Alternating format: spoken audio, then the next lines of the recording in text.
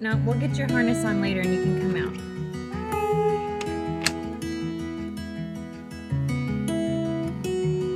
Sad kitty. And I've been working over here for a little bit. This is the east side of the house. Yellow twig dogwood, a hardy hibiscus. Donnie thinks these flowers look like something of the Wizard of Oz. I agree.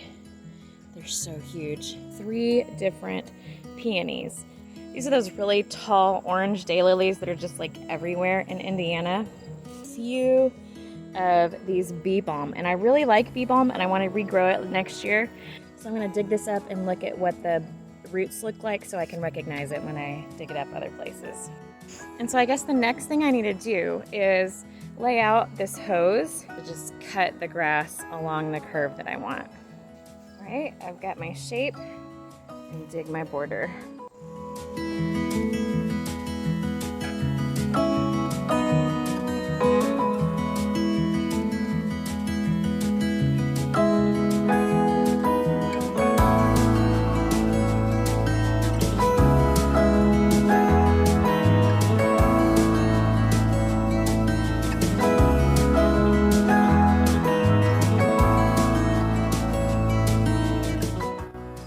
Well, it took me 4 different tools, but I finally have a semblance of an edge here.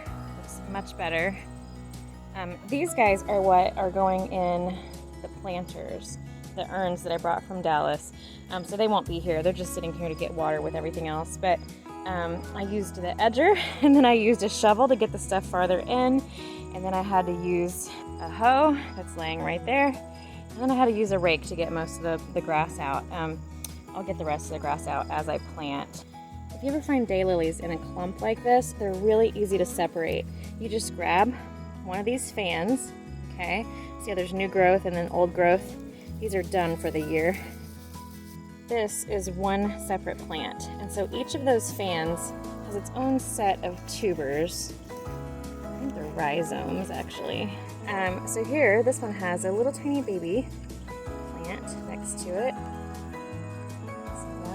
That's a whole plant, and this is a whole plant. And then if you have little tubers just laying around, go ahead and plant those too.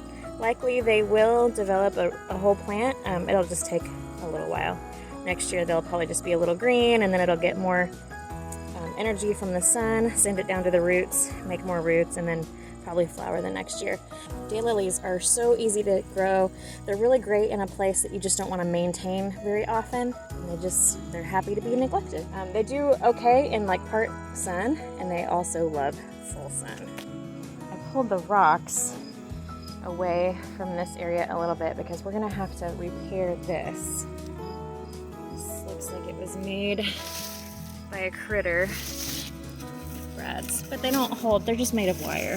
They don't hold very well, especially if you have an animal with 1-inch claws, like a groundhog.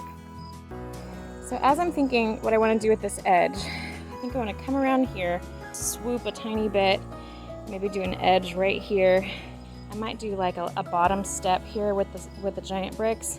And then I want this area, because it's right where people come in. That's not the front door.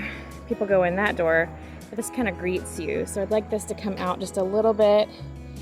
And I might be able to put a hydrangea or something here with those rocks. Just pull those out. I don't even know if I want those in there, but for now, I don't have a better place to put them, and they are crazy heavy.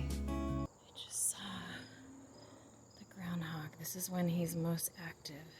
We've already caught one, and we let it go. This doesn't have very good zoom.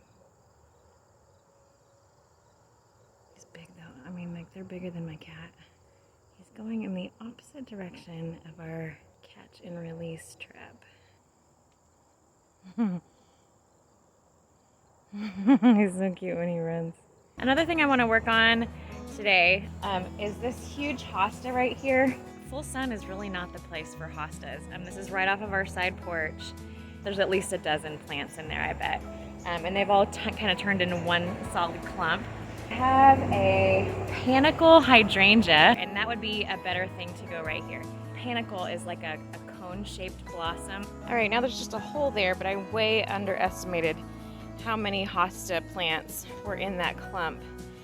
each of these is like dozens in itself. And see, there's 2 different types, but dozens in there. And then each individual plant is this big. So there's like, I don't know, I feel like there's 100. The soil here is really good where things have been planted. Put that there is gonna be so easy. So this is quick Fire Fab.